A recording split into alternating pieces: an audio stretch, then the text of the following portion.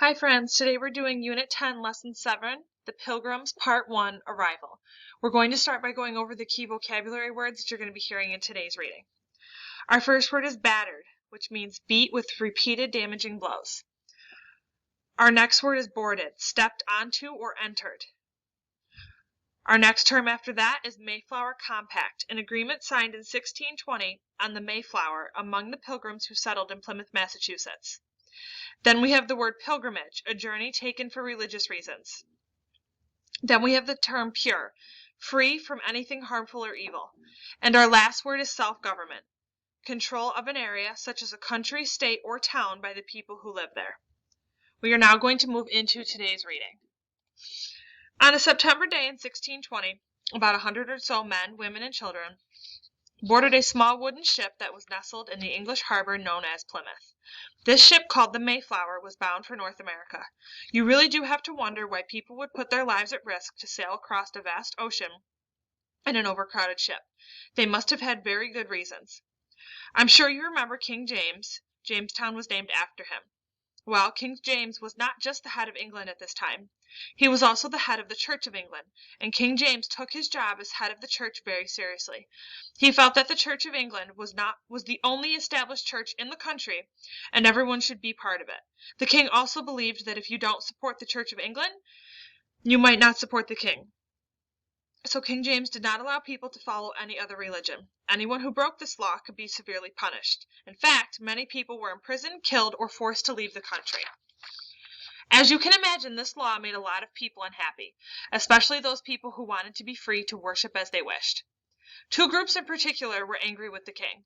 They were known as the Puritans and the Separatists. The Puritans actually belonged to the Church of England.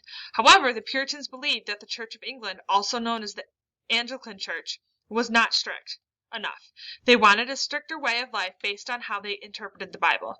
The Puritans wanted to stay in the church, but they wanted it to be more pure or free of beliefs they didn't agree with. The Separatists, on the other hand, wanted people to have the freedom to worship as they pleased, even if it meant separating from the Church of England. King James refused to listen to either group, and viewed them both as nothing more than troublemakers. Frustrated and unhappy with the king, a group of separatists left England in 1608 for the Netherlands. There they could practice their religion without fear. However, about 10 years later, a group of them decided to return to England because they missed their homeland and culture. They had a plan, though. They did not intend to live in England. Instead, they planned to board a ship and move to a new land, a land that would be their own. They had decided to go to Virginia. King James was delighted. William Bradford was the organizing leader of this group of separatists. Bradford had persuaded the Virginia Company to allow them to make the trip. He also persuaded the company to give them a small piece of land to settle on when they got there. If you recall, it was the Virginia Company that had paid for the English settlers to travel to Virginia in 1606. Before setting off, these separatists became known as pilgrims. The word pilgrim is used to describe a person who goes on a pilgrimage, or a journey for religious reasons. It was thought that this word best described what these people were doing.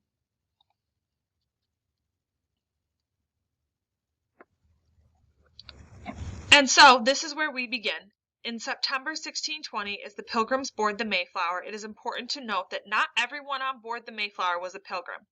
There were military officers, adventurers, merchants, craftsmen, indentured servants, and would-be farmers too, because they were not part of their church, and the Pilgrims were not familiar with them.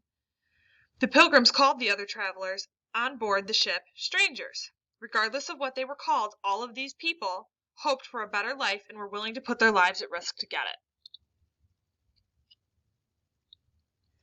The journey to Virginia did not start out well. Very strong winds made the voyage a difficult one. The winds were so strong that they battered the ship and blew it off course. It took more than 2 months to complete the journey. When they finally arrived, they were not in Virginia. At the first sight of land, the captain instructed that they drop anchor. Although those on board were happy to see land after 2 months on board a ship, it soon became clear that they were not where they were supposed to be. For one thing, the weather was much colder than they were prepared for.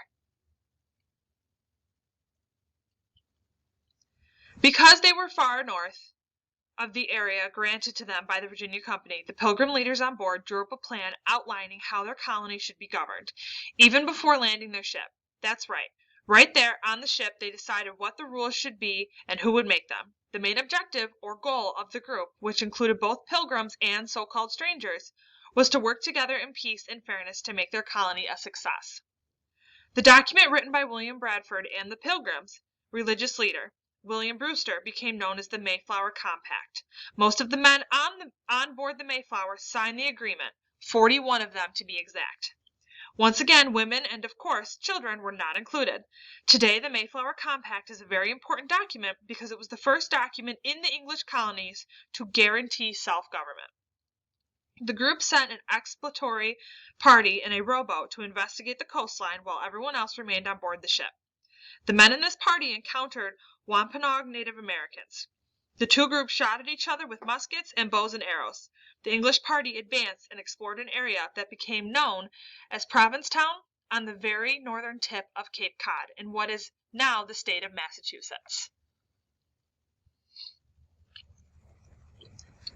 Based on information provided to them by the exploratory party, the Pilgrims and others did not settle the area that became known as Provincetown. Instead, they sailed farther to a rocky harbor area they named Plymouth, which was fitting because the group had first departed England from the port of Plymouth. Some historians have recorded that the passengers on board the Mayflower took their first steps in North America when they alighted onto a large granite boulder on the shoreline. This boulder is now known as Plymouth Rock. Though some believe the story of the Pilgrims landing on this specific rock, it may be a legend. What we do know is that the date was December 21st, 1620. The Pilgrims had arrived in North America. Sadly, the settlers were not prepared for how bitterly cold the winters could be in New England. In addition, the journey had been so terrible that many of the settlers were sick. Without warm clothing and shelter, and with very little food, one by one the settlers began to die. Almost half of them died during that first winter. You may now move on to Unit 10, Lesson 7, Google Form.